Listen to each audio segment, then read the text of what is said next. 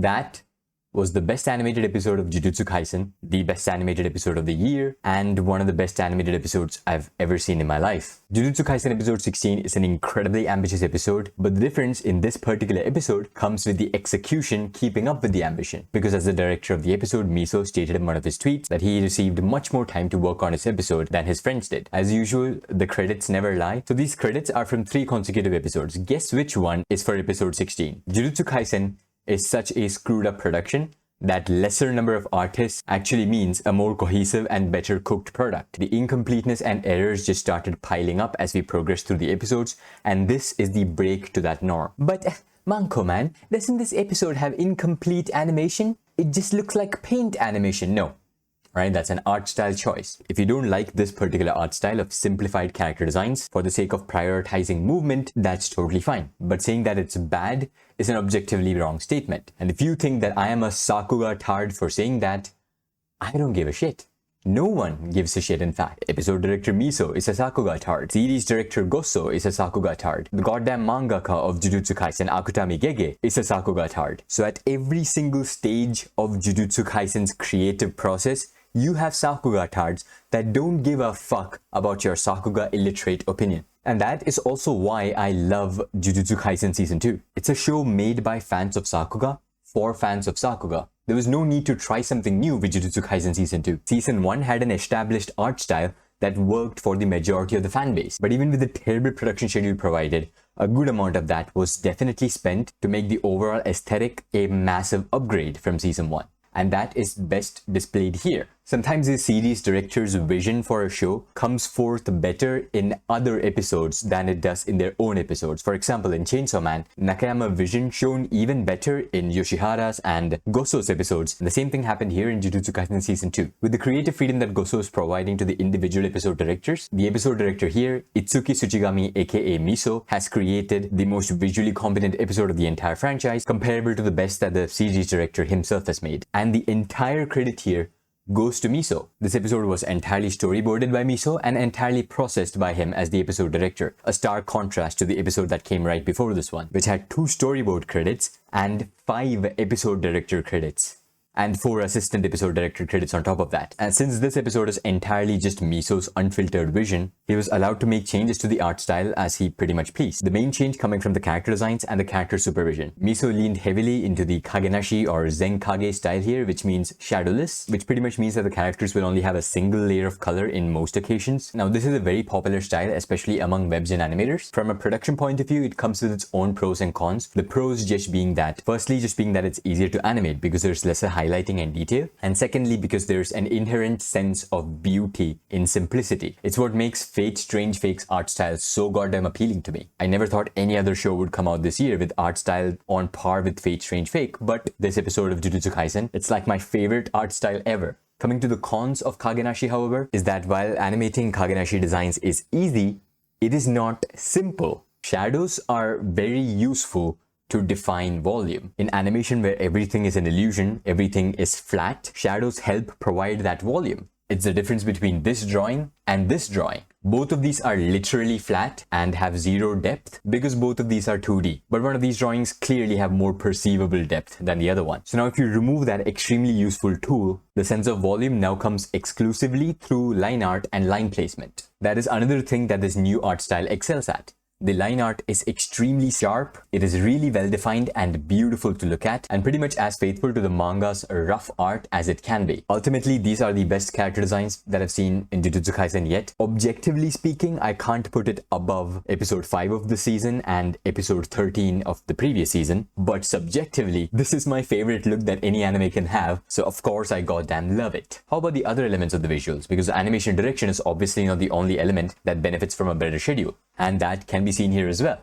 The compositing and art direction for this episode is the best in all of Jujutsu Kaisen. Again, it is on par with episode 1 of the season and completely blows away season 1. The minimalistic urban comp here very much reminds me of Kentaro Waki's comp for Tengoku Damakyo. Most of the times you just need to let the animation breathe, but other times it's okay to enhance the animation as well. Compositing is not all about cell layering. Now Miso's direction elevated all the components, not just to do with the visuals, but also with the audio. The music direction in this episode was incredible. level. Because Miso, of course, is amazing at music placement as well. If you want to look at an example, just look at this portion that he directed from the Fate Camelot movie. 我が右腕こそ忠節の果て取り返せぬ罪の証ではその腕ごと打ち砕こうその命を終える時だ Even the voice acting direction, as Cam pointed out, was a step up from the rest of the episodes. The amount of care and effort that went into the audio visuals of this episode is a movie. In fact, it's much more cinematic than Jujutsu Kaisen 0. And to think that this is only Miso's third attempt at directing is ridiculous to me. He's made his directorial debut back in 2019 with Mob Psycho Season 2 Episode 11, which is my favorite episode in all of anime. Then he was the unit director for all segments involving Gawain from the Fate Camelot movie. And now this. Yes, he's a generational talent. About his framing, shot composition, and storyboard structure, I'll talk about it later because I'm gonna break down the episode scene by scene anyway. Overall, as far as a SAKUGA KAI or SAKUGA Festival episode goes, this episode is most comparable to Naruto Shippuden's episode 167. First of all, the fact that it's Zenkage or Kagenashi, the overall muted color design, but never stayed the same for a lot of time. And last but not the least, of course, the main similarity between these two episodes comes from the raw animation power. Now, even ignoring the direction similarities, even in a production standpoint, it's actually pretty similar to 167. Specifically comes from large contributions by a few number of artists. This Jujutsu Kaisen episode was not as big as Mob Psycho 2x11. The reason I'm saying that is because these are the animators who participated in Mob 2x11. Also, it's funny that two of them are main animators in Jujutsu Kaisen Season 2. Even in Tengoku Daimakyo Episode 2 that aired earlier this year, which was directed by Kai Shibata and storyboarded by Miso, aside from Miso himself, we had Weilin Zhang, TNK, Toru Iwasawa, Ren Onorera, who I thought also animated in this episode from this scene in the trailer, which I was wrong. And we also had Keisuke Kobayashi among many others. Jujutsu Kaisen episode is not like that. It's more like Naruto 167. In 167, all the action sequences in the episode was animated by pretty much three people, Shingo Yamashita, Kenichi Kutsuna, and Norio Matsumoto. And here in JJK's case, we have two artists, Nakaya Onsen and So Miyazaki. Onsen animated the entirety of the confrontation between Megumi and Toji, which is more than 4 minutes of content that he animated for this episode. That is 20% of the entire episode. In fact, every single time Toji is on screen for this episode, he was drawn by Nakaya Onsen, including the flashbacks. Whereas in the second half with the Sukuna vs. Jogo fight, it is entirely animated by So Miyazaki, over 2 minutes of content. Pure spectacle Sakuga from start to finish. There were a few other action cuts thrown in there by other talented animators, with the final standoff between Sukuna and Jogo being entirely done by Miso. But other than that, the MVPs of this episode, they are definitely Nakaya Onsen and So Miyazaki. These MVPs were also what was lacking from episode 13 of Jujutsu Kaisen. Episode 13 definitely suffered from the animator shortage issue that's happening in the industry currently. The directors of the episode, Arai and Tsunakohara, pretty much had to draw the layouts for the entire episode. While there were a few star animators involved, their work did not last for more than a couple of cuts. But for episode 16, since the production time was much longer, this is what allowed someone like Nakaya Onsen to participate in this episode. Onsen does not work on TV anime. He usually only works in specialized projects, like in the big Fate franchise projects. He recently directed a CM or Jujutsu Kaisen openings. So the unique production conditions of this episode combined with his connection with Miso is what made him work in this episode. And yes, he is very well connected with Miso. Onsen has animated in an episode directed by Miso. Miso has animated in an episode directed by Onsen. And they are both OG members of Hakyugo's team of superstar animators and directors. So Miyazaki, on the other hand, also rarely works on TV anime. But in the case of Jujutsu Kaisen Season 2, he has been a core component since the very beginning. He went no credit in episode 1 and animated a lot of sequences, and has consistently showed up in other episodes as well, but this is his big project since his work in episode 1. Talking about design supervision, we have 3 animation directors. That's it. 1 chief animation director and 2 animation directors. I never thought that we would get an episode with less than 10 animation directors again. It's beautiful. Anyway, the chief animation director is one of my favorite animation directors at this point. It is the one and only Sota Yamazaki, which was a surprise to me and to most people because this does not look like Sota Yamazaki's style at all. He's clearly following through with the vision that Miso had for this episode. That is, character designs that are super faithful to the manga designs. The appeal from Sota Yamazaki's art generally comes from the incredible volume that his drawings have because of his excellent shading work. So to have him as a chief animation director in a Kagenashi episode would sound counterintuitive, but it's not really. Because as I said before, to supervise Kagenashi designs, you need to have extremely precise control over line placement. And obviously, if you're a shading genius that knows how to give three-dimensionality through their line placement, you would be amazing without shading as well. I'm going to talk about this extensively when I release the animator spotlight video for both Sote Miyazaki and Take Ninuma that I've been working on for a while now. As for the animation directors in this episode, the first one is Hiromi Niwa. Hiromi Niwa is a freelance animator who's been part of many shows that are important in Sakuga culture. The second animation director, however, is extremely random. It's Yuriko Ishii. I had to do a retake multiple times to check if it was the Yuriko Ishii. And yes, it is her. And it's so cool that she's just randomly appeared in a very important episode of Jujutsu Kaisen. If you don't know who Yuriko Ishii is, she's an incredibly big name animation director. She was the character designer and animation director for the Makia movie, and along with most of the Makia team. She also joined the Mabarushi movie, where again, she was the character designer and the chief animation director. She's never worked in Jujutsu Kaisen before and never worked with these young group of webgen freelance animators before either. So it's really surprising to see such a big name joining the Jujutsu Kaisen project. It would be very cool to see her as the chief animation director in any of the upcoming episodes. That said, let's finally get into the episode breakdown. Also, that said, it's 12 a.m. now, so I'm gonna record that sometime later. Cool transition. And it's the next day. Let's get right into the breakdown. So the very first sequence here, that is the pre-opening sequence, is animated entirely by Miso. He's giving us an idea about his quirks and what pretty much the entirety of the episode will look like. So this is literally the second cut of the episode as a whole, and we already see two of Miso's quirks that's going to be recurring in this episode. First being the shorthand drawings. Jogo here is pretty far away from the camera and therefore has very little detail in the way he's drawn. Like, there are very few lines used entirely to draw Jogo. That is of course not low budget or low effort at all. No. Shorthand drawings actually require its own type of skill. It takes a lot of skill and experience to know just how many lines you need to use to represent a character at this specific distance. It's one of the main caveats of 3D animation, like Attack on Titan the final season. In this cut, for example, Reiner does not look very good at all because he's CGI and there's a lot of detail that's being compressed at this distance. So if Reiner was hand-drawn, the artist could dictate the amount of lines that they need to use to represent the armored Titan at different distances. This can be done with CGI as well, like using LODs to overcome model compression. We saw that in Chainsaw Man. We also actually did see that in Attack on Titan. But the point is, shorthand drawings are necessary and they have their own type of charm as well. It is similar to Kagenashi in the sense that they are easy to draw, but they are not simple. Would it be more difficult to draw a close-up of Jogo's face in the same situation but with a lot of detail? Yes, it would be more difficult because that technically has more line art. But that would also be way simpler, as in simpler storyboards, and you could also use a reference to the character design sheet of Jogo to know what Jogo will look like. This, on the other hand, is just far more complex and far more interesting. Episode 12, with a lot of its problems, also had its fair share of really good looking shorthand drawings, and the way you go about with shorthand drawings varies from production to production and even from artist to artist. Sote Miyazaki, for example, takes shorthand drawings to their absolute limit. Take Ninuma's shorthand drawings are also pretty much iconic. While he removes facial features, he still adds like multi-layered shadows to the clothing of characters and such. And here we have Miso's shorthand drawing, which is again very quirky. There's extremely few number of lines to define Jogo, and he has not defined like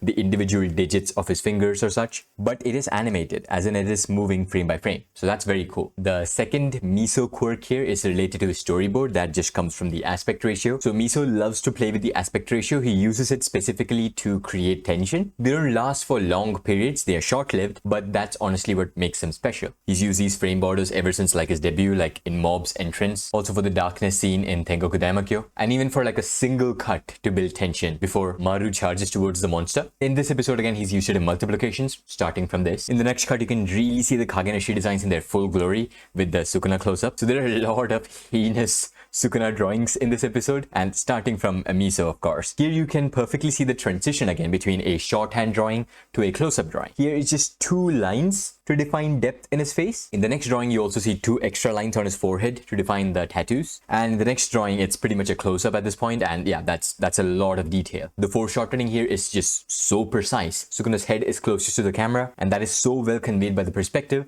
without using shadows. That is very complex. It requires a lot of talent and understanding the medium as a whole. And the next drawing, again, that's a full-on close-up, and yeah, that's a lot of lines. Post-opening now, it's the beginning of the Nakaya Onsen segments, plural. The shot composition here is very interesting because it looks like a real-life location, which it absolutely is.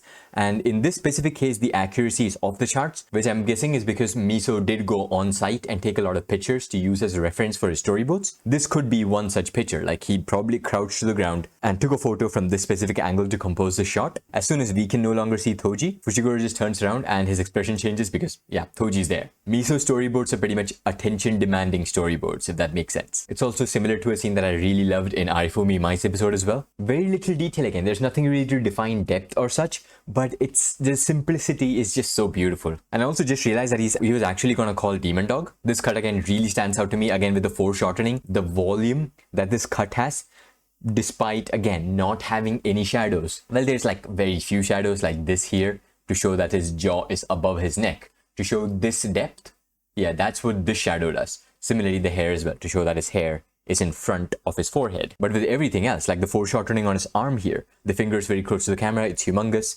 The tip of the now broken and sharpened tri-chuck is also close to the camera. All of that foreshortening just gets across perfectly. That takes an extreme level of artistic talent with the drawing. So you can see the classic Nakaya Onsen jaw. Nakaya Onsen has very well-defined jaws with his characters, as you can see with his drawings of Achilles. The reason this is just raw Onsen artwork to such an extent is because Onsen apparently did Genga for all of his segments. Over 4 minutes of animation without any second key animator help. Also look at the unorthodox coloring here. When Sukuna is detected, the characters are blue colored now. Why? That makes no sense. But hey, it looks goddamn cool with everything else being engulfed in Sukuna's presence, which is the red color, while these two characters are just here in blue. I love Megumi's expression here as well. He just looks so done with all of this. The way the bunnies are drawn, an amalgamation of them in the background, shown by one outline going everywhere. But there are individual bunnies as well. If these individual bunnies didn't exist, our brain wouldn't process the group in the background as also being bunnies. It's only because these individuals exist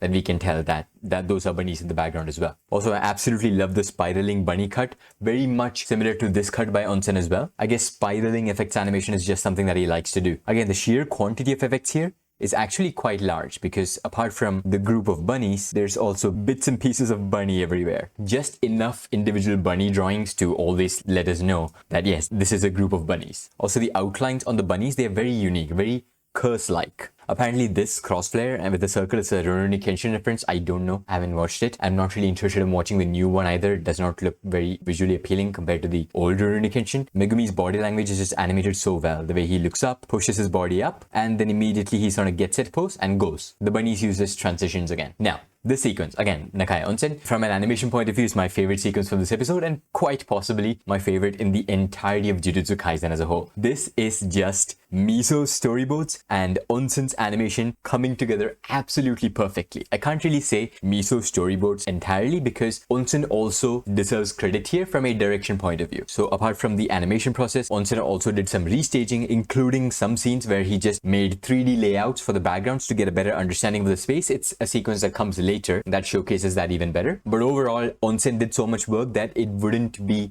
far-fetched to call him like a co-director. And that's how it usually is with action animators anyway, like Keiichiro Watanabe, for example. He restructures and makes storyboard changes to his scenes. Yutaka Nakamura, another example, he does not even need to work with other storyboards. He designs his own action sequences himself and doesn't even care about receiving the storyboard credit for it. Layouts here are really cool, giving us a great sense of understanding of space immediately. Megumi still thinks Toji is chasing him, but yeah, there Toji is. Megumi getting ready for the strike. So these two steps, they're so well done. And Toji just casually deflects all of that with one hand without even looking. Classic Onsen smears here. Just a lot of horizontal speed lines on top of the smears. That's how Onsen draws his smears. That's also how Miso draws a lot of his smears. They actually have quite a bit similar animation styles because they've worked together in so many instances. They influence each other's work so much. But yeah, the easiest way to tell the difference between the two is just the way Onsen draws the characters. Again, he has a very specific way of drawing the jawline. Again, going frame by frame, the choreography is just so good and one shot goes into the next shot so well. So Toji has slapped his fist. He's already made his fist. So now that fist is gonna meet Megumi's jaw in the next shot. So all of this sweat that's built up in Megumi's face, Toji just literally punches it out of him. And look at the constant camera movement. In terms of animation and direction also, Onsen and Miso do take a good amount of inspiration from Yutaka Nakamura. I mean, everyone does. But Miso, Onsen and Hakyugo specifically are pretty big fans of Nakamura. While the animation timing is very reminiscent of old Nakamura's tight choreography-based animations, the camera movement is even more so. So I'll give you 2 examples of Nakamura sequences. This is from Solita. So look at how the camera follows the action here. First of all, nice. Second of all, as Jack the Ripper jumps forth, about to attack Maka, the camera is also moving along with that. The camera is moving along with the characters, and here, perfectly framed, but guess what the movement is going to be? The movement is going to be Jack the Ripper slicing the pillar over here. So move the camera towards the hand and then move along with the hand. This frame could be still. The characters are the only thing that need to be the moving component, but the frame also moves a little bit accordingly along with the motions. Another example I'm going to use is his best work ever. According to me, this is the Sword of the Stranger fight. Easily the best fight scene in any medium ever. And again, as they clash, you can see the camera constantly moving. This camera could be zoomed out. And in fact, in the layout, the camera is not actually moving this much. So you can clearly see side by side the difference the camera movement makes for a shot like this. Honestly, the movement here is so good that I don't even really care for the camera movement, but having that camera movement just makes it more engaging. Nanashi's hand is going to be twisted towards the left side of the screen, and the camera moves to the left side of the screen. Liu Lang is going to turn to the right side of the screen. Camera moves a little bit to the right side of the screen and even moves back and forth according to the strikes that he's landing on Nanashi. It's not violently shaking to the point where you can't see what's happening. It is just camera movement used as another tool to enhance the animation. Now let's look at what Miso and Onsen is doing with Jujutsu Kaisen here. It is the same thing. So you see the way the shot is framed. It could be a zoomed out shot that could also include this bunny that's going to jump in later. But why would you do that when the creator themselves can shift your focus deliberately? So the first focus is on Megumi. The camera is moving along with the movement of Megumi. It's the difference between seeing my hand do this and seeing my hand do this. No, Megumi is done. The movement is happening with a rapid jump. So move the camera there. Even the focus shifts are so goddamn incredible. The rabbit's momentum is just getting killed there because Toji grabs the bunny by its ears. You can already see the focus shifting a little bit. The camera is no longer focusing on Toji, it's focusing on the bunny in the background. A goddamn bunny that's coming swinging in a rope, by the way. These guys just have extremely creative action direction. They've done action so much, right? They rarely go outside the action animator bubble, and every time they have worked in the industry, they've worked on bombastic projects. Top tier action design is all they know. They literally don't know how to make anything mediocre. The idea of relative motion comes into play. We know that the rabbit is moving very fast here because of how fast Toji and the other rabbit is being zoomed into. And yeah, rabbit nunchuck. This just shows that editing and camera philosophy idea even more. Whichever rabbit is being hit, the camera is moving towards that rabbit. And as soon as Megumi enters the frame, look at that. He's just entered the frame, cut. Why the hell is this being shot from a downward angle? Are they just trying to be quirky? No. This is the focus point. This is where the movement is going to happen. Megumi is going to do a sweep kick. And Toji just pokes his stick to the ground and that literally stops Megumi's smears. Megumi immediately gets up. He's going to go towards Toji's right. Guess where the camera is going to go? Towards Toji's right. And again, the smears just come to a dead stop. Going frame by frame, the shot doesn't even feel like it has too much weight, but you definitely know it has a lot of weight because the speed is being conveyed so well. Megumi's fist is not even in the screen right now. It's out of the frame. Literally the next frame, it's extremely close to Toji's fist. And then they clash. And that has the effect of that. Now Megumi's gonna twirl and move to the left of Toji. Guess where the camera is gonna go? If you said right, you haven't been listening. Megumi is moving so fast that the camera has not yet caught up. The camera only catches up after Toji grabs his arm and the flurry of punches just continue. Just extremely good choreography. We get to see the headbutt from Toji POV as well, which is very cool. And that's the last frame. And you move past Megumi's head. Carry that momentum into the next shot. How do you carry that momentum in the next shot? You start zoomed in and then you zoom out. Just like that. And of course, that's not enough. You still have to follow the movement. Toji's still here. He just finished a headbutt. What is moving? Megumi's moving. Megumi's recoiling from that hit. So the camera follows Megumi. It takes time to catch up with Megumi, and that gives you an idea of how strong Toji's headbutt was that Megumi went flying outside of the frame. I really like this one frame. We get to see some awesome rabbit kung fu. It's so cool. This is just the peak of action design. How do you come up with something like this? Again, the creative ideas make me think of Utapon. He took what were 2 panels in Mob Psycho 100 and he turned that into a missile strike, a satellite re-entering the orbit and an astronaut's claustrophobic view of that, and then a goddamn artillery strike. So which panels did Miso use as reference while he created this? Nothing. This does not even exist in the manga. As far as I can tell, this is not even a fight that manga readers were hyped about. All of the manga readers, they were all just talking about Yuji versus Choso, Sukuna versus Jogo, and Sukuna versus some other thing, I don't remember the name. No manga reader was hyped for Toji versus Kung Fu Bunny. They took something that does not exist and made it into a masterpiece. Now, there are pros and cons to designing your own action, but here in this case, all the additions to the action perfectly complement the story and the narrative. It shows that Megumi is a genius sorcerer able to utilize all tools available to him to fight an unstoppable force that is Toji, and the unstoppable nature of Toji is of course shown incredibly well as well, as we'll see here. So for the third kick, Toji bites down on it and probably breaks the poor rabbit's leg, throws the rabbit away alongside Megumi, and I really like this shot as well. It's really funny when you pause it and observe it. It is the modern equivalent of the broken Sasuke drawing by Norio Matsumoto. Of course, I'm not critiquing it. Animation is supposed to be viewed in motion. So the best thing about this is while Megumi keeps tumbling forth, the rabbit that just got its leg bitten immediately gets back into position and then leads the charge with his comrades. Look at how amazingly the art direction is keeping up, and the compositing is also keeping up with all of the cell layering. You got to layer all of those bunnies individually. That's difficult work, especially when the director is going out of his way to make your work harder by adding a prop like this one, which is between two rabbit cell layers. So just adding this goddamn prop here makes the art direction and compositing way more complicated than it needs to be. Remove this prop and it would have been an easier process, but something would be lost for a mega genius like me, so he needs everything to be absolutely perfect. Now, Toji tossing Playful Cloud into the air has multiple uses. First of all, it's cool as fuck. Second of all, it gives us an idea of time, because Toji is about to kill all those rabbits before Playful Cloud even hits the ground. So that gives us context to just how fast Toji is. It reminds me of a really cool scene of a production IG show that I forgot about. I'll put it on screen right now. So here all the rain droplets just stop moving to represent how fast the characters are moving. And when the characters are moving in real time, the rain resumes as well. You need unique ideas to represent space and time in animation where everything is an illusion and space and time actually don't exist. Talking about space, look at the volume definition on Playful Cloud here. The line art is just absolutely perfect. I actually want to frame by frame it twirling up. Yeah, from here, there's a lot of detail. The chain portion is closer, hence it's bigger.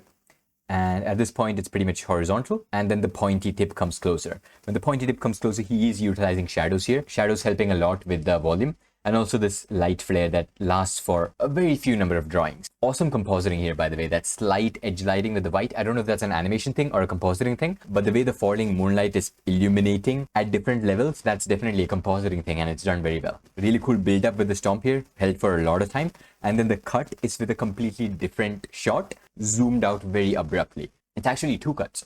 Yeah, that cut goes into this cut as well. Incredible work by the compositing department to keep track of so many different layers of animation. This is like Nozomu Abe quantity of effects on screen right now with the bunnies, the debris. And now when Toji does this, it's actually in slow motion. How do we know that? Because the debris is still and the rabbits are also still. And when he pushes that debris, it creates a sonic boom ripple effect as well. The realistic folds in the fabric when Toji lifts his arm up is also like so well drawn. And when the cubic debris comes into contact with the rabbit's face, again, sends a ripple effect of shock through the rabbit, and then the rabbit just instantly pops. All the rabbits around Toji is popping. All of this also being rotated by Onsen. Just absolutely flawless animation. Again, look at that, giving us context as to how much time has passed. The Playful Cloud is still floating in the air, a little bit closer to Toji because it is coming down after all. And yeah, Toji with the arms again, looking like Lord Vishnu at this point. 1, 2, 3, 4, 5 arms, all moving in different directions with onsen smears. And then this slowly transitions to regular speed. I think this is ghosted. Yeah, that's definitely ghosted. And that's again, the sheer quantity of debris here is absolutely crazy. I can't really see all of it because of the ghosting. That's a lot of individual bunnies that he's drawn. It's very simple, easy to draw models, but when you draw these many, it starts becoming a challenge. And when Toji raises his hand, Playful Cloud is finally down. A little bit of break to the action, but there's no break to the Sakuga. This is Toshiyuki Sato's incredible character acting, almost fully Kagenashi again. When I first saw the animators list for this episode and I saw Toshiyuki Sato's name, I was actually very hyped because I knew this is a fight that involves fire animation, and Toshiyuki Sato's fire animation is extremely unique. He has his own style of Sato lava. Unfortunately, no Sato lava, mainly because he did not have to animate it because So Miyazaki just decided to animate the entirety of Jogo vs Sukuna fight. But Sato's character acting is just as unique. The comedic storyboards here are also amazing. We see Panda trying to squeeze through the door. So does he properly squeeze through the door? No. We see the door panels just breaking and exploding from Panda's direction. We get to see Toshiki Sato's classic trigger body language here. It's so cool. The lollipop literally comes out of his mouth here. Yeah, on multiple occasions. The lollipop comes out of his mouth, then it's inside, and it's outside. He misses it here, but it's inside anyway. This is as classic as Toshiki Sato's character acting gets. He absolutely went off here like he did for Konosuba as well. The lollipop popping out of the mouth specifically reminds me of Aqua's hair just popping off of her head. The way Panda is drawn here, that is the most simple looking panda ever. I love Panda's character design here in this episode as well. It's very much like a puppet of a panda than an actual panda. Lightning strike kicks him out of nowhere. Really cool impact frames. It is dimmed, but at least it's not ghosted, so we can actually see the impact frames at the very least. Toshiki Sato does use impact frames for character acting as well. He's used impact frames in some questionable character acting scenes as well, but this is just funny. Look at the way Panda is drawn here. And look at this background art. The best background art I've seen in Jujutsu Kaisen like ever. It's similar to that background art shot from episode 7, I think. And yeah, both of these are just wallpaper worthy. It's so beautiful. Or this artwork again is just straight up Toshiki Sato. Just looks like friggin' Shin-chan art. So those are little kids, no cat here. There's a cat starting from here, and I guess a curse is approaching the kids. The kids see them, run away from the curse, and then beat the shit out of it with recorders because apparently this girl has cursed energy.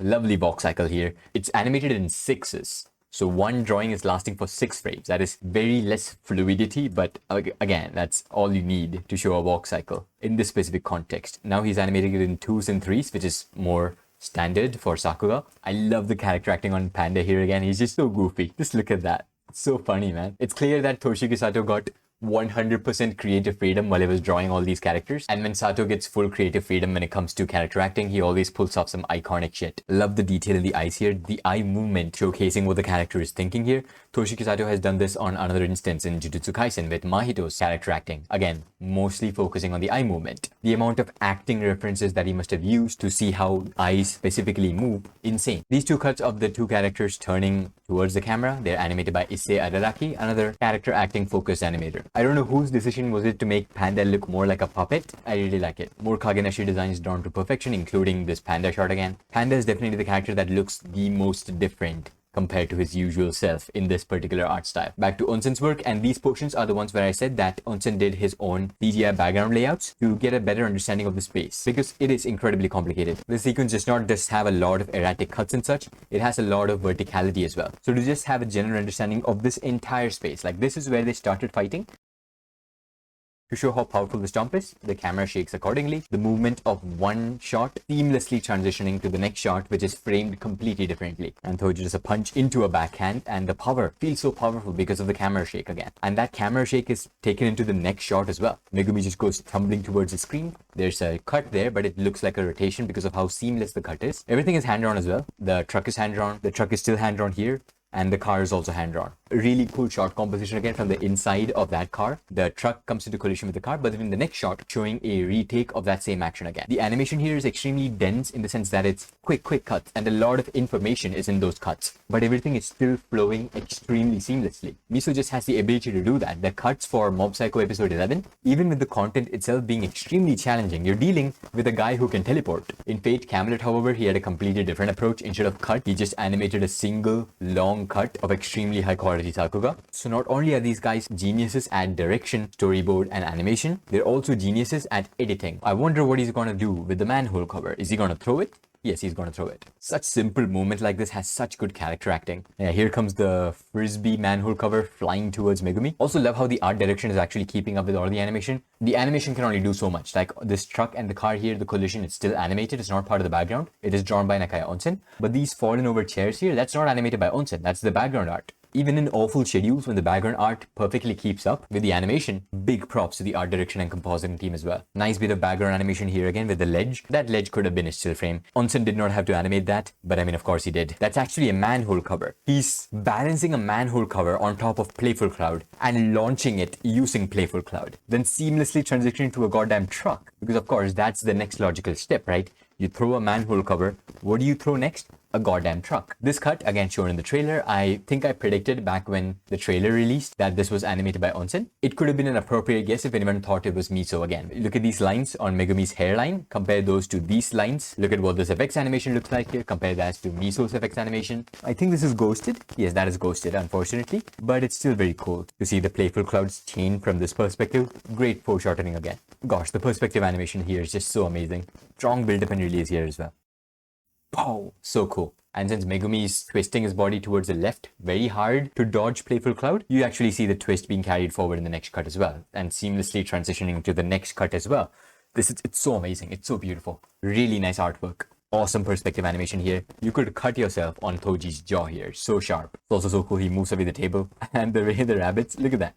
The rabbit's getting surprised and then running away. Spark of lightning comes and that pops off the lid of the sprinklers and the sprinklers start. Very cool effects animation here again. Actually reminds me of Takumi Tsunokohara's effects animation. And the shot, it's just so goddamn beautiful. The color design here very much reminds me of Birdie. In a way, you could call most young animated projects a reference to Birdie because of how influential that show is. But this episode is not trying to be subtle with its references. Amazing work by the Doga artist and more beautiful draftsmanship on Megumi's face. So well drawn, so beautiful. And look at the attention to detail here. Sweat droplets slowly moving upwards because he's going down. Bounces on the amalgamation of bunnies. I don't think that it would work like that. Damn cool menacing drawing on Toji again. Just a red colored eye, no other facial features. Ghosted and dimmed, but hey, what can you do about it? The weight distribution here again really cool.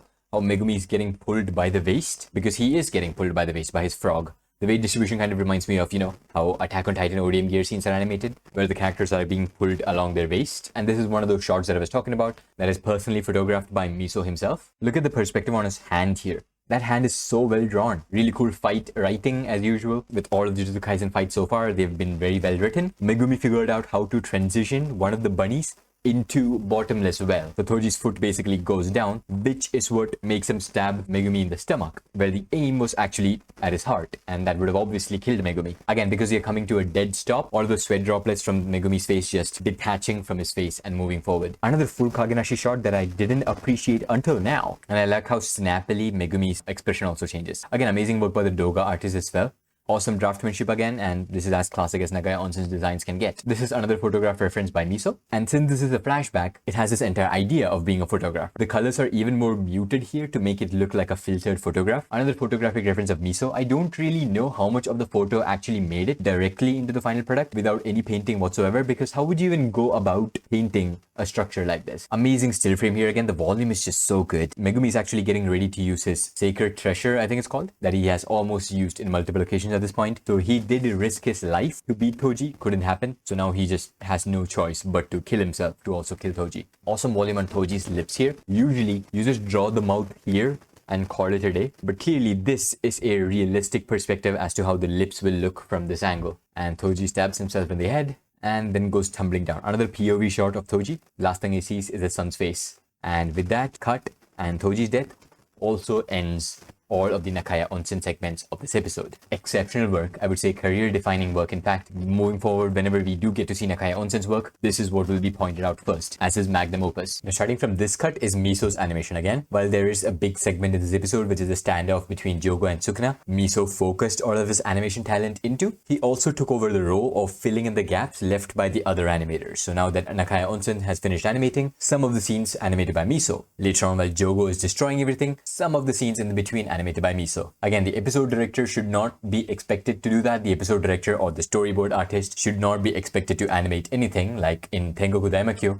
Miso talks about how he also animated the scene because he had more time, so he just did it. So this is full Kagenashi again, and turns over the guy and he's just dead. Just a random villain. This whole portion is still animated by Miso, including Megumi getting cut. For some reason, this guy's not dead. So looking at his face, I think all of his tattoos are now gone. So he had 6 tattoos. The tattoos were disappearing every time he was dying. Like when Nobara or Nanami hit him with a life-ending attack, a tattoo disappeared. And right now, all of his tattoos are gone, which means his luck has run out. So whoever kills him the next time, he'll actually stay dead. And that would definitely be a satisfying moment. That is the end of part 1. Now getting to part 2, we actually start with a CGI background very reminiscent of the CGI alleyway in Chainsaw Man. We get to see some very cool shorthand drawings again. The designs look very peculiar, like with the pointed nose and chin and stuff. It looks like Tadashi Hiramatsu's designs, but without the detail. Phenomenal close-up shot. I love thick outlines. Again, the space in which all these characters are standing defined extremely well. Fly in the foreground right here. Miso utilizes everything. The fly is not gonna go to waste. This guy just screams and kills the fly. I do wish that the cracks forming were also animated. Am I expecting too much? Yes. Full Kagenashi on all the designs except this guy who has just this one layer of shading here.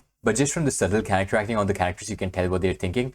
Like her shoulders droop down here, so she's reflecting on what she just did. Kusakabe preparing to attack them also looks really cool. Again, the lollipop stick falls there, and then we just get an awesome animated zoom on Kusakabe here, including the background, right? Yeah, the background is also mostly animated, I think. And before the attacks can go off, the light goes off. It's as if the conflict between humans is literally being turned off, and the looming threat is shown so beautifully. I love all these backgrounds. This light flashing is so good. Like, is that part of the art direction? This background reminds me of Mob Psycho Season 1 opening. And this shot is, I think, one of the ideas that So Miyazaki gave to Miso. He gave a lot of ideas. Only a few of them were accepted because some of those ideas were actually genuinely unhinged. So in his Rakugaki, it shows Jogo's ember insects driving a car towards Sukuna, which, yeah, a little bit too unhinged even for Jujutsu Kaisen's production. But one of the ideas had layouts exactly identical to this background. Sukuna has just so much swagger here. The shading on the folds of the cloth makes it very obvious that this is a direct Sota Imazaki correction. So is the next drawing as well. This actually looks much better in the connection because you see Sukuna's entire face there compared to here where the frame borders are unfortunately slicing his head off. Still a really voluminous, beautiful correction nevertheless. And now the insanity begins on So Miyazaki's part. The first part of the episode I said was career-defining work for Onsen just because of how good it was, but Onsen still has done extraordinary works in the past as well. Whereas in So Miyazaki's case, this is his first time flexing to this extent. With just this work, he has established himself as one of the best action animators in the industry. He made full use of the trust that Miso placed on him. So let's actually analyze what we're dealing with here. First, this building in the background is fully hand-drawn, and it even changes perspective. As you can see, that's the corner of a building. As the camera now catches up to Jogo, this is all, again, So Miyazaki's Rakugaki, but it's mirrored by Miso. Whenever Sukuna is gonna pass an illuminated window, light is gonna fall on him. So that carries forward to this cut as well. When Sukuna is coming close to the camera, the light is still falling on him at irregular intervals. Another unhinged Sukuna face, a lot of detail, not as much detail as Miso's drawing hand, but still detailed as hell. And once again, it's full Kagenashi. So this layer and this layer is moving this towards the right a little bit, whereas the background, super background, is moving in an entirely different way. And of course, there's Sukuna who's actually animated as well. So that gives really good depth definition without having to use CGI backgrounds. That's really good compositing. And of course, the individual drawings of Sukuna is so good. I love how the embers here are placed right in front of Sukuna's face. So it looks like Sukuna's eyes are glowing when, no, it's just the embers. And these drawings are all really cool as well. Ending on this impact frame drawing, which is just wonderful. It reminds me of Koki Fujimoto's impact frames for Chainsaw Man. How would you even fight Sukuna if you don't have regeneration? You can't, right? You would die instantly. Gojo is the only one who has regeneration because he can use reversed curse energy, but even then he can't heal other people. He can only heal himself. But yeah, without a healing factor, Sukuna will just dice you up immediately, so there's no point even fighting him. Then he just grabs a big cube and then hurls it towards Jogo. Where did he get that cube from? What actually happened is just that So Miyazaki wanted to make a birdie reference, so he just did this anyway. Rubble along with the Jogo hits the building on the background and then comes from the other side, which is this side. Really good interaction again between the animation and the background art. The background art being the building, animation being the debris and smoke animated by So Miyazaki. Really nice hair and cloth animation here to show that Sukuna is still moving very fast forwards, and very simple lines to act as smears here as well. But the morphing animation is very cool. The inside of his hand, like the tissues and stuff, is forming first, and then the bits of the skin, which is a lighter color, is also forming around it. Jogo shoots him from the other side of the building to have like an opening.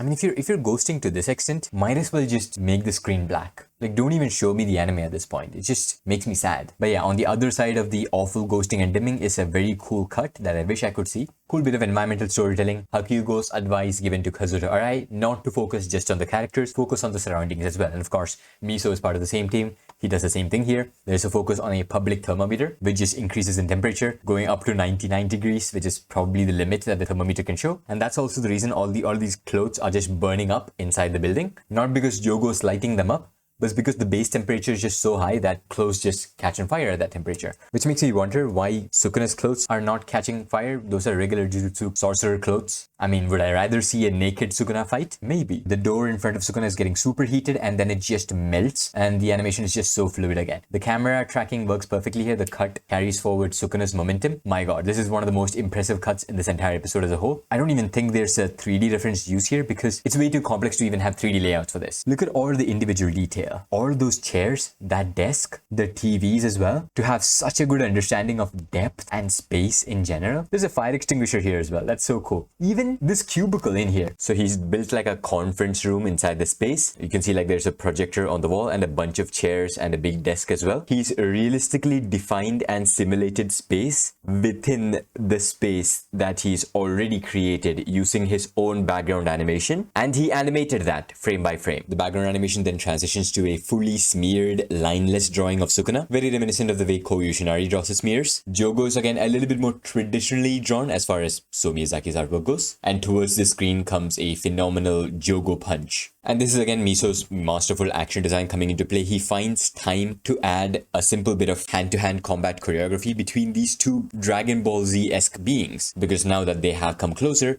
they would use martial arts, and it's not like they're just simply using martial arts, they're also integrating their curse techniques into the martial arts. Sequences like these definitely enhance the overall action design of Jujutsu Kaisen as well. It's not like how Naruto Shippuden or Dragon Ball Z completely abandoned the martial arts design towards the end that was supposed to be their roots. Jujutsu Kaisen's action will always have martial arts as a core component. Just more cool action design here. I never thought the volcano on top of Jogo's head would be used as a weapon, but that's what he's using here. And after this cut comes two other cuts which shows perfect harmony between the three components, that is animation, art direction, and compositing. The hand-drawn animated impact frames are working alongside the background art, which is part of the art direction, flawlessly, and the light is being illuminated on the surrounding background art, which is a compositing thing. This is the kind of harmony that was entirely lacking from Jujutsu Kaisen Season 1, and is the kind of shit that completely breaks down when the staff don't have enough time. Shots like these really goes to show the talent of not just the animators, but the entire staff associated with Jujutsu Kaisen. They got the bare minimum time on this episode. Again, this episode was still produced in shitty conditions, but they just had the bare minimum time to make the episode good, and what they did with that time is make it a masterpiece. Here again, So Miyazaki just decides to animate the entire building by hand in the background, with some speed lines on top of the building as well for extra effort. I'm thinking about how you would animate something like this. The level of spatial awareness you need to have to make two flat characters rotate in a background that does not even exist is just extraordinary. It's storyboarded by Miso after all. He has mastered the camera. One of the most underrated scenes from this episode is this one. It's animated by Takahito Sakazume, and everything here is hand-drawn. The entire staircase and show are all drawn by Sakazume. Animating something like this is godly, but just coming up with something like this is already insane. Full background animation. Look at how well animated the remnants of this fire is, alongside the debris animation as well. And this is So Miyazaki's signature smears, right? They are thick boys. So while Miso and Onsen smears look like they were made by micron pens, So Miyazaki smears look like they were just made using a marker. That's how thick they are. So gonna just launches Jogo. Jogo loses all of his outlines again when he gets launched. So I guess that's just the way So Miyazaki draws his smears. His speed lines are very thick, and his smears have the outlines removed completely. A lot of ripple effects surrounding Jogo as well to show that he's being launched beyond the speed of sound. And at this point, he's just a single color, and then he goes pinballing on the ground. A good amount of environmental interaction with the characters again. Where is Jogo going to crash? Is he perhaps going to crash on the X mark on a signpost? Yes, of course. The signpost also has an arrow, which is the direction in which Jogo is moving. And next to the signpost, there's a milk carton and a cup, both of which are going to get tossed over. Next, we have a light source, which is the street lamp. Jogo comes smearing in, again with no outlines. Looks beautiful. And when he crashes the light, it fades away. But even the small detail of Jogo actually getting electrocuted as he goes past the light, that is hilarious to me. And in this cut, they're absolutely going a level beyond. You can tell which portion of the background Jogo's interacting with just because of the light sources disappearing. So as all of those light sources are disappearing, that's where Jogo is just pinballing and crashing through. That ultimately ends with Jogo crashing through this light source again, that goes off, and then crashing directly towards our screen, and actually letting us know what is happening to the surroundings in the way the light sources are disappearing. Now, So Miyazaki decides to fully animate a bus, because that's apparently easy for him to do. Jogo crashes on top of the bus, and the bus crushes realistically. And again, So Miyazaki's completely lineless smears on Jogo. Finally, Jogo catches his footing, and again, the body language is really well animated. The character acting here perfectly conveys Jogo regaining his balance, just as he looks up, double-fisted by Sukuna, with So Miyazaki's sketch pen-like speed lines again. The next cut is extremely underrated, I would say, because of the sheer complexity of the animation there. It is incredible, just dense with high-level animation. So it starts off with actually showing Sukuna and the crater on the ground where Jogo went through. Everything is hand animated, by the way, in this one cut. So the background background here, fully hand-drawn. We see the floor below that, tube lights breaking and the wiring also breaking. Again, hand-animated background. We see a goddamn traffic cone. Jogo goes through that floor again. In the floor beneath, now the tube lights have actually broken. They're no longer illuminated. The sheer quantity of debris and effects here is already amazing, but of course the background also has to be hand-animated, and Jogo goes crashing through that floor as well. Incredible cut. Now we get to see the aftermath of that. Jogo's head is properly crushed because of Sukuna's double fisting. Another really cool idea, Jogo's gonna superheat these soda cans and he's gonna use those to attack Sukuna. Also another very cool little detail of cigarettes being stuffed inside the cola cans. The way he's animating lava here is pretty much 2 shades. Another very cool small cut to show just the scale and extent of Jogo's powers. It's absolutely crazy how powerful these guys are. The power scaling is really well done in Jujutsu Kaisen. Jogo surfs on the volcanic lava and it actually does not touch Sukuna. So what I'm guessing here is, of course, Sukuna is not using infinity. He can't have that. What I think is happening here is that he's just cutting the lava at the molecular level. He's just slicing up the lava before he can even reach it. And yeah, those superheated cans shoot towards Sukuna. Another really cool cut shown in the trailer. We all thought it was Hakyugo. Again, goes to show just how talented So Miyazaki is, that his artwork is being compared to Hakyugo. Full Kagenashi on the art, of course. And it's very little detail, but again, look at the foreshortening. Look at the way the palm is drawn. Amazing artwork. All the soda cans shot towards Sukuna. I don't even know if those are soda cans at this point. And Sukuna dodging the cans, of course, another reference to Mob Psycho 100, the scene animated by Hironori Tanaka. The artwork here again is amazing. It is Kagenashi, but look at the perspective drawing in this one frame. Yeah, look at how well drawn Sukuna is here. The volume on his ear and just the structure of his head, so well drawn without using shadows. Just so talented, man. It's crazy. Sukuna then jumps up and the lava follows him, lands on top of a building, and yeah, this cut. How do you even do this? So Miyazaki has never done something of this scale, and for him to do this for the first time and pull it off so well, it has a very low number of drawing count, but just the fact that it's moving at all is insane enough. Again, how do you even start penning something like this way back in the layout phase? How do you just come up with the animated representation of buildings melting together? This cut again, I was wrong about the prediction that I made in the PV. I thought it was Ren Onodera because of how similar the effects animation looks here to Ren Onodera's work, but it was just So Miyazaki again, because as we know at this point, So Miyazaki loves to draw without any line art. Maybe that's just a style he adopted for this specific art style. Here he's animating lava like noodles pretty much. It's just 1 shade of color. In the previous cut, it was 3 shades of color. Miso's always giving the viewer something extra to think about. So what is this rising behind Sukuna? Those are bugs. You might not realize that now, but once the building explodes, you actually see bugs in the foreground as well. And this cut from a technical point of view is again one of the best that So Miyazaki has produced ever, that is. So the technical impressiveness not only comes from the animation, from the compositing as well, which you can barely see because unfortunately this cut is heavily ghosted and heavily dimmed. So when Sukuna comes closer to the building, you actually see his reflection on the building that So Miyazaki had to separately animate. And the reflection has the now classic So Miyazaki no line art approach. So Miyazaki has appropriately animated the reflection of every single action that Sukuna makes. Imagine just sitting down and thinking that as an animator, I'm gonna animate the perfect reflection to all of Sukuna's moves, because just animating Sukuna's moves is not enough for me. This drawing again, I would have looked really amazing without the ghosting. Reminds me very much of this drawing by Yoto as well, again ruined by ghosting. When the Blu-ray comes out, both of these are going to be just glorious to witness. Well, yeah, now we go inside the building. Fully hand animated, by the way.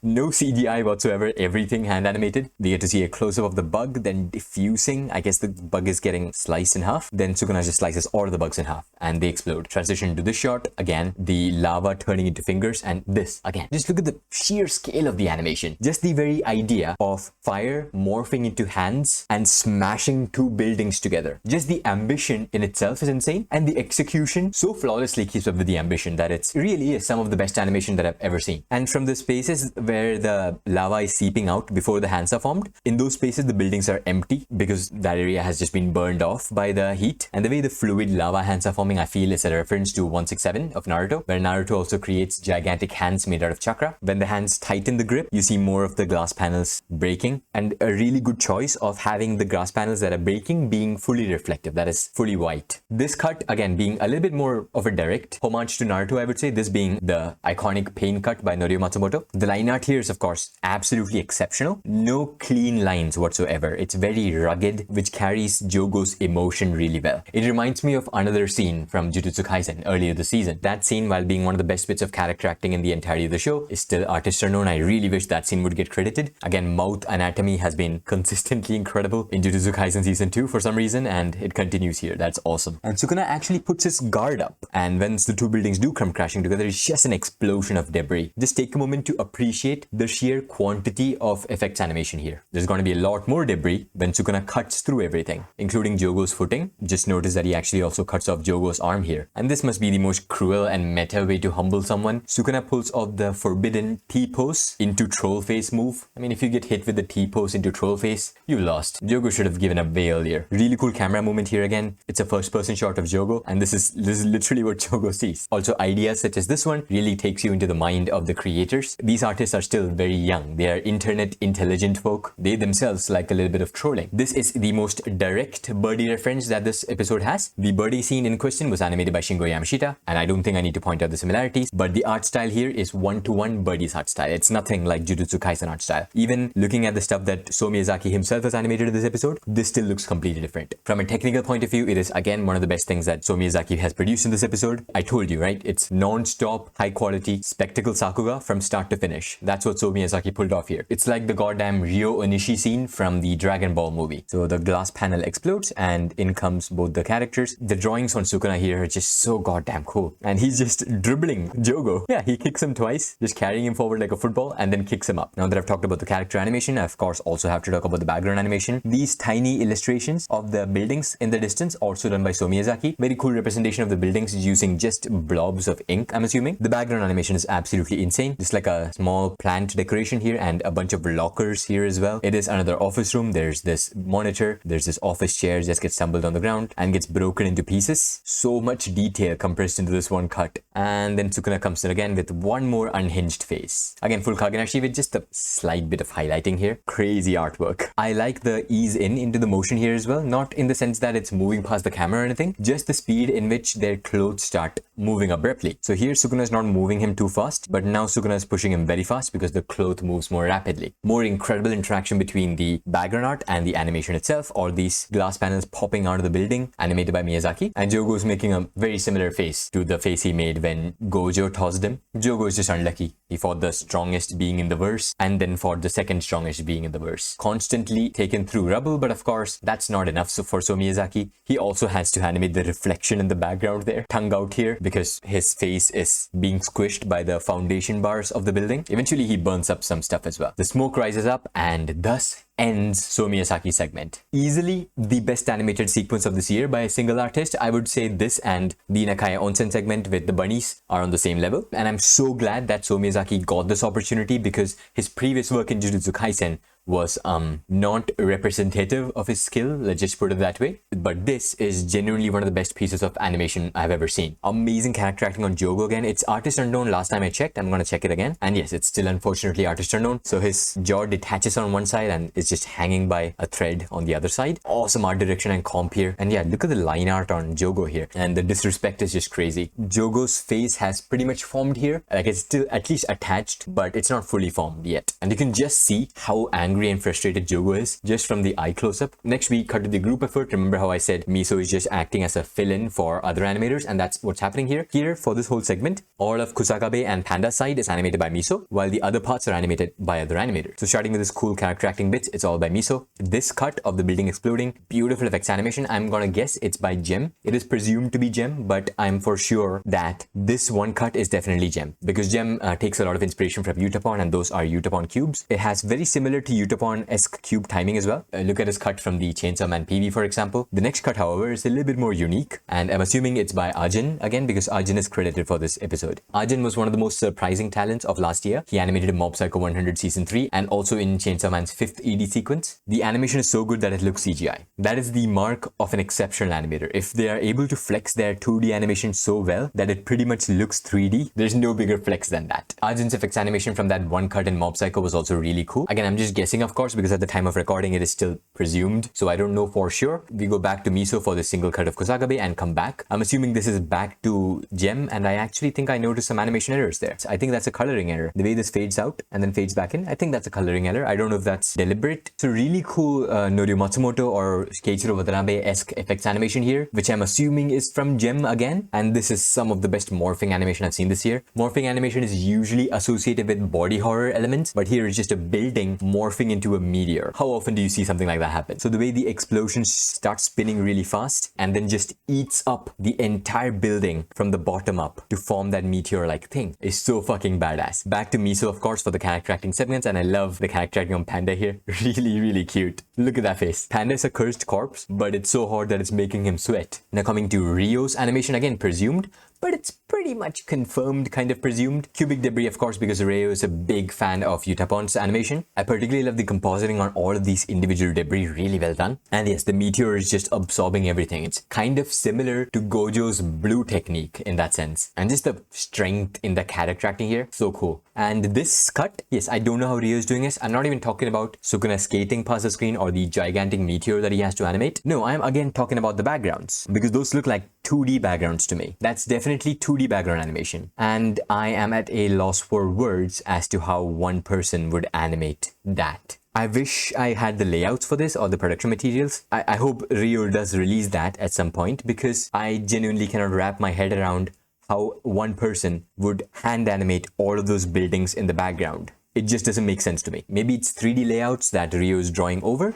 but it looks too naturally 2D. Of course, Sukuna just cutting the floor and using that to skate is also a very cool idea. The compositing on the meteor is also very cool. Inside the spherical meteor, all of these are digital elements that the compositing team is adding, and they're doing a fantastic job at that. More really cool character acting animation. I don't know if it's Miso or Ryo. I'm actually gonna check. It is actually Miso. So this is where Ryo's animation ends. And I love how Miso is just gonna tie everything up together. He was always tying things together, right? Giving us an understanding of when everything is happening. Like when Toji attacks Megumi, that's when the fingers are being unleashed from the previous episode. And now both of these elements are also gonna get tied in. Love the animation here. Very angular drawings by Miso. Does not even need to animate the slices, just needs to show Kusagabe passing through both the characters. And yeah, that's just so cool. I love it. Sukuna is just such a menace. I don't think I've seen any villain have this much of a presence. He's up there with like the best villains in anime as far as just the presence goes. Like Askeladd and Bondroid are examples. But they are, of course, for a different reason. You never know what they're thinking. In Sukuna's case as well, he's just so unpredictable. He's the literal definition of a loose unit. All of these still illustrations are pretty much one-to-one adaptations of Gege's art that are just further enhanced by Miso's artwork. Amazing shorthand drawing here again. The idea of making the eye portion black is very cool. In shorthand drawings, the main thing you avoid to draw are eyes. So in this shorthand drawing, since you're gonna avoid drawing the eyes anyway, might as well make them sunken in so that it creates more like a menacing effect. And this drawing is, of course, another Sota Yamazaki correction. All the animations here, if I had to guess, are still drawn by Miso. It's not in the Boru though, even though I do think it's very impressive just for the artwork.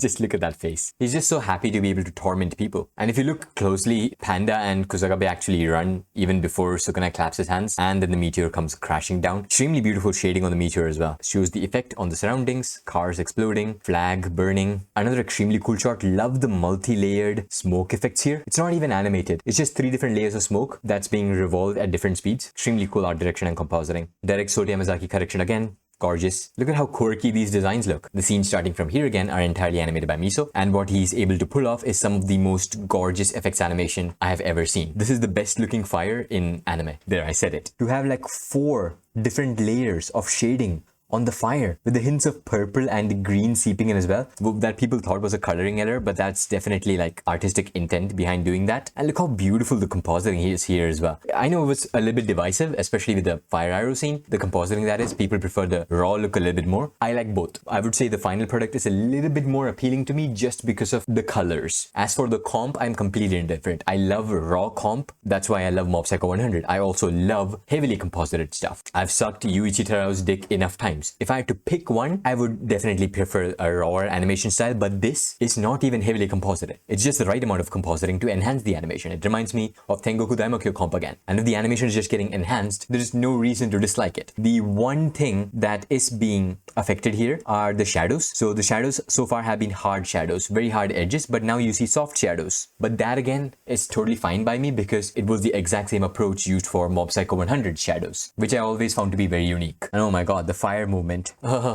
I'm getting goosebumps just looking at it. It's so good. The illustration here as well. How can people call this bad art? That is wallpaper worthy. In fact, I'm gonna screenshot this and use it as my wallpaper. I'm assuming the reason Sukuna is able to use fire is because he's just the king of curses. We also know that Sukuna understands the idea of a soul, so he could very easily one-shot Mahito if he wanted to as well. This drawing, I'm assuming, is like an adaptation of the manga cover for this chapter. I read the chapter for comparison reasons. I always read the Jujutsu Kaisen chapters after I watch the anime episode of the corresponding chapter. Apart from the direct shadows, there are also a lot of soft shadows if you observe closely on Sukuna's face. Like here, this is a different shade compared to his forehead, and his nose bridge is also that darker shade. Above his eyelids also, it's like a darker shade. Again, the line art is just so appealing. Also love the way his eyes are drawn, not just the two eyes, the eye on the side as well. It's just as equally menacing as the two eyes in front.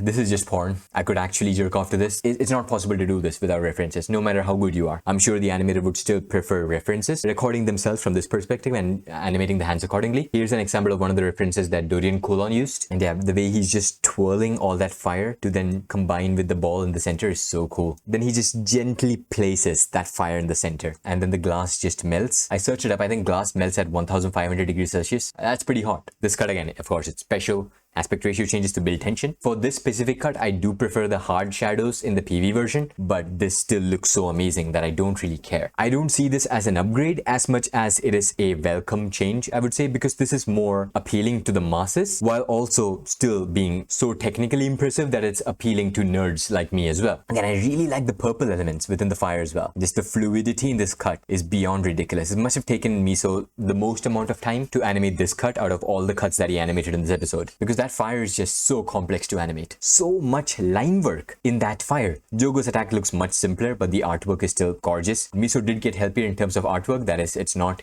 just his artwork being the reason this looks so good. It's also Yamaso's extraordinary corrections for both Sukuna and Jogo here. Another wallpaper. Just look at this. Not just the artwork, but also the compositing and art direction. Compositing on the lava specifically. See how subtle yet effective it is? Compare that to Jogo's domain from season 1. This is what you call an actual upgrade. And I love how the attack is not even shown. There's no reason. Jogo's fucking dead. And the first portion of this rotation animation, this could be a still frame, but it's still animated at the very beginning here. Camera starts at the bottom. You see that? They're just ever so slightly being rotated, but it's still animated. So those are individual drawings. Fantastic work by whoever did the doga here. Also love this representation of Mahito here in the mirror. In the manga, this portion is actually just Mahito's face, but in the anime version, they're showing Mahito's backside and an extremely grotesque form at that, which I feel like it's more effective than just showing Mahito's face. Starting from here is the confirmed work of Masami Mori, aka Soti. So Soti's draftsmanship is extraordinary. I've seen his cuts from One Piece, and what's impressed me, of course, is the fluid animation, but also just how good his artwork is. That is exactly what's happening here. His quirky artwork. Just look at the volume that Soti is able to give to Jogo's eye here. You know the eye is spherical. You know the eye is wrapping around his eye socket here. And what Sukuna is selling to Jogo here, honestly, it makes a lot of sense. At least after Gojo was sealed, it makes total sense for him. There was no reason for Jogo to even resurrect Sukuna. We saw how strong Jogo is. I doubt there's another sorcerer that can keep up with him. First grade sorcerers were fodder to him. He could have easily annihilated everyone in Jujutsu High, but instead he chose to leave that duty to Sukuna, and now he's dead because of that. Whereas, yes, all he had to do was burn everything down. I don't think I need to say much about this specific drawing. It is as perfect as this drawing can be. And this as well. Look at how the shadow is animated on his hand. So good. He looks like an old man, which Jogo is. Jogo is more wiser than the other curses. I love how these rings are animated here as well. Masami Mori's designs have a lot of appeal. The only reason it looks so good in the final product is because he was able to do his own Genga. I doubt any of this was supervised. I'm sure that all of this is just Masami Mori's raw Genga. While all of this is impressive in terms of draftsmanship, the truly impressive Sakuga part of his animation is right here, when it's truly Jogo over.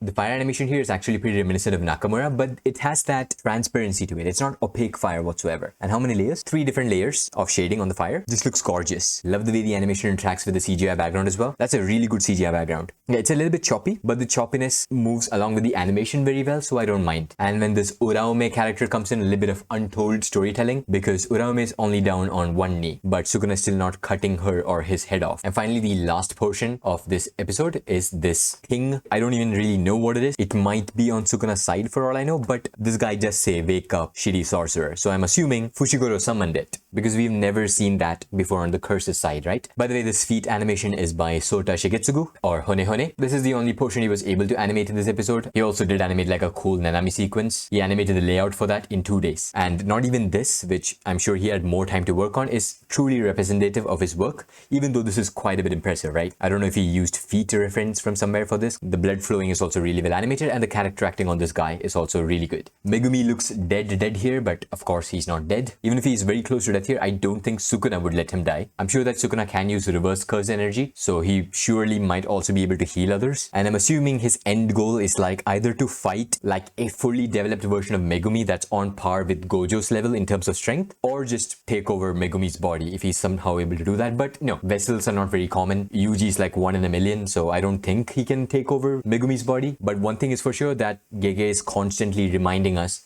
of Sukuna's fascination with Megumi. It's done in this episode as well, right? Right there. Except for one. When Sukuna says except for one, he's definitely talking about Megumi. And that was it. That was the entire episode. That was the longest recording that I've ever done. This video is going to be pretty damn long because of that. I had to split this into 3 recording sessions between 2 days. Apologize if you could hear some fireworks in the background. By the way, I'm going to try and edit it out as much as possible, but it's festival season. Not because it's Diwali or anything. They're just celebrating the existence of this episode. The episode that's set to air next in a few days, that is episode 17, also has a lot of hype surrounding it. Apparently participation by more of Hakugo's team, but I doubt it's gonna look as good as this one, because there's no way we are gonna have back-to-back episodes with a good schedule. That's just not gonna happen. So I'm hoping for at least the same level of quality as episode 13, which was still heavily nerfed by the schedule. That could have easily been an all-timer on the same level as this episode. And honestly, that's kind of true for more episodes, especially episode 12 by Okubo. I'm still salty about that. Maybe I'll make an animation analysis video for that as well, because it's truly exceptional in terms of direction. But that's about it for this video. If you like this video, leave a like. If you did not like this video, leave a dislike. Subscribe and share, spread the love, ignore my sweaty armpits, and that's about it. Thanks for the views.